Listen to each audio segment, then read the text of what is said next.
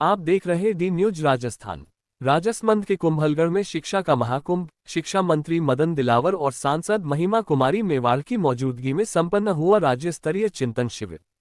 कुंभलगढ़ चिंतन शिविर शिक्षा मंत्री और सांसद के नेतृत्व में शिक्षा नीति और नवाचारों पर 2 दिवसीय मंथन। राजस्थान शिक्षा के लिए नया मार्गदर्शन, मदन दिलावर व महिमा कुमारी मेवाड़ के साथ राजसमंद चिंतन शिविर का समापन। राजसमंद में शिक्षा का अभिनव मंथन, मंत्री और सांसद की मौजूदगी में भविष्य की शिक्षा नीति पर विचार विमर्श। कुंभलगढ़ में शिक्षा महाकुंभ, शिक्षा मंत्री और सांसद के मार्गदर्शन में 2 दिवसीय चिंतन शिविर का समापन। राउंड पुष्पिन राजसमंद कुंभलगढ़। राजसमंद जिले के कुंभलगढ़ में आयोजित राज्य स्तरीय शिक्षा चिंतन शिविर का आज समापन हुआ। इस 2 दिवसीय शिविर में शिक्षा मंत्री मदन दिलावर और सांसद महिमा कुमारी मेवाड़ की विशेष मौजूदगी रही। शिविर में शिक्षा व्यवस्था की गुणवत्ता, नई शिक्षा नीति और नवाचारों को लेकर गहन मंथन किया गया। इस अवसर पर शिक्षा मंत्री मदन दिलावर ने कहा कि शिक्षा केवल पढ़ाई लिखाई तक सीमित नहीं, बल्कि जीवन निर्माण और राष्ट्र निर्माण की धुरी है। रोजगार परक शिक्षा, कौशल आधारित शिक्षा और नैतिक मूल्यों से युक्त शिक्षा पर दिया जोर। राजस्थान को शिक्षा के क्षेत्र में देश को दिशा देने वाला अग्रणी राज्य बताया। राष्ट्रीय शिक्षा नीति 2020 के प्रभावी क्रियान्वयन पर सरकार द्वारा उठाए जा रहे ठोस कदमों की जानकारी दी। शिविर से प्राप्त सुझावों और विचारों को नीतियों व योजनाओं में शामिल करने की घोषणा की। मंत्री ने प्रतिभागियों का आभार जताते हुए कहा, शिविर से प्राप्त ज्ञान और सुझाव भविष्य की शिक्षा नीति के लिए अमृत समान होंगे। वहीं सांसद महिमा कुमारी मेवाड़ ने शिक्षाविदों और अधिकारियों से संवाद कर बेहतर शिक्षा व्यवस्था के लिए ठोस सुझावों पर बल दिया। ग्रामीण क्षेत्रों और बालिकाओं की शिक्षा में सुधार हेतु स्थानीय स्तर पर विशेष प्रयासों की आवश्यकता बताई। शिक्षा को केवल अकादमिक उपलब्धि नहीं बल्कि समाज और संस्कृति को जोड़ने वाला सेतु बताया। शिक्षा के माध्यम से नए भारत के निर्माण पर जोर दिया। शिविर में मंथन, शिक्षा विशेषज्ञों द्वारा डिजिटल शिक्षा, शिक्षकों के प्रशिक्षण, तनाव प्रबंधन, बल मनोविज्ञान, समाज विद्यालय समन्वय और गुणवत्ता सुधार पर मंथन। विशिष्ट शासन सचिव IAS विश्वमोहन शर्मा और माध्यमिक शिक्षा निदेशक सीताराम जाट ने शिविर को प्रदेश की शिक्षा व्यवस्था के लिए ऐतिहासिक बताया। विश्वविद्यालयों, RSCERT, NCERT और विभिन्न शिक्षा निकायों से जुड़े विशेषज्ञों ने भी अपने विचार रखे। फिलहाल के लिए इतना ही। आगे की खबरों के लिए चैनल को लाइक, शेयर एंड सब्सक्राइब अवश्य करें। इसी प्रकार से छात्र में गौरव बोध आए, उसको स्व का बोध हो और स्व पे गौरव हो, तो कहीं न कहीं उससे छात्रों को होगा तो उसे गौरव बोध होगा कि हमारे पूर्वजों ने किस प्रकार का। तो मुझे लगता है कि हमें भारतीय ज्ञान परंपरा में जितने शब्द हमारे संस्कृत वाङ्मय में है, उनमें कोई शब्द संस्कृत वाङ्मय का ऐसा नहीं है जिसमें अक्षरों को योजना पूर्वक न जोड़ा हो। मैं 2-3 उदाहरण से आपको यह स्पष्ट करूंगा। अक्सर हम जैसे कहते हैं वन यानी फॉरेस्ट का मतलब हम निकाल लेते हैं। अभी 2012 की क्लाइमेट चेंज में जो कॉन्फ्रेंस हुई, उसमें वैज्ञानिकों 125 देशों के वैज्ञानिकों ने एक मत से कहा, धरती पे जो वर्षा होती है उस वर्षा के लिए जो एसेंशियल रेन प्रेसिपिटेटिंग ह्यूमिडिटी चाहिए, वर्षा के लिए जो आवश्यक आर्द्रता चाहिए, उसमें 40% रेन प्रेसिपिटेटिंग ह्यूमिडिटी का।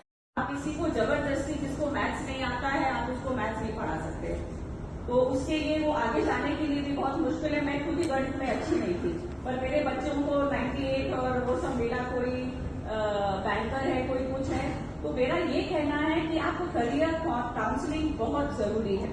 10वीं के बाद या जब भी है तो किसी भी बच्चे को कहीं कमी महसूस नहीं होनी चाहिए कि मेरे अंदर ये कमी है और मेरे माता पिता या मेरे टीचर्स हमको वहां पर धक्का दे रहे हैं। और कभी कभी ये होता है कि बच्चा उस सब्जेक्ट में अच्छा होता है, पर कभी क्लास टीचर उसको प्रोत्साहन नहीं देते हैं, क्योंकि 50 बच्चे तो होते हैं आजकल एक क्लास में, तो उनमें से जो बच्चे पढ़े होते हैं, होशियार होते हैं, अटेंशन उनको ही मिलता है। जो बच्चे पीछे रह जाते हैं, उनको तो कमजोरी महसूस होती है और शर्म भी आती है कि हम पूछेंगे तो हमारा मजाक उड़ाया जाएगा। तो मेरे ख्याल से करियर काउंसलिंग बहुत ही कंपल्सरी होनी चाहिए कि सब बच्चों को पता है कौन किसमें अच्छा है।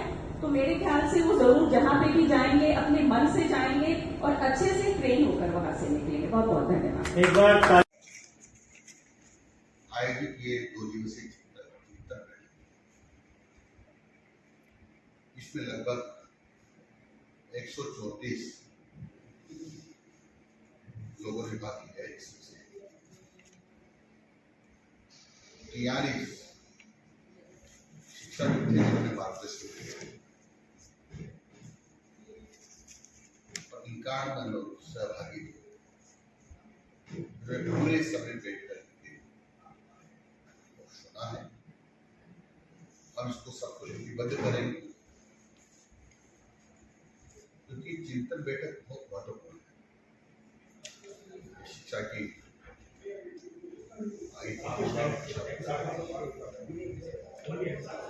हमारी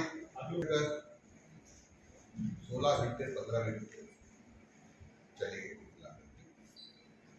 275 मिनट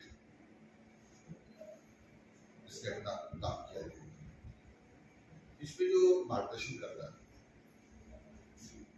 अखिल भारतीय स्तर के थे, प्रदेश स्तर के थे, इसमें NCERT के भी लोग थे, वाइस चांसलर भी हैं, शिक्षाविद भी हैं, अपने अपने क्षेत्र पे अच्छा अनुभव रखने वाले लोग हैं जिन्होंने बहुत ही अच्छी तरीके से एक्सप्लेन किया है। और ये चिंतन बैठक शिक्षा विभाग के लिए मील का पत्थर साबित है। मैं आपको बताना चाहूँ तो आपको थोड़ा सा कुछ विषय हमने सबको अलग अलग बांटा था। हमारा जो पहला सत्र था विद्यालय में नामांकन बढ़ाना एवं ड्रॉप आउट दर को कम करना, यानी जो बच्चों का नामांकन स्कूल में है हर बच्चे का होना चाहिए। और इसलिए हमारा जो शिक्षा विभाग है लगातार इस पर काम करता है।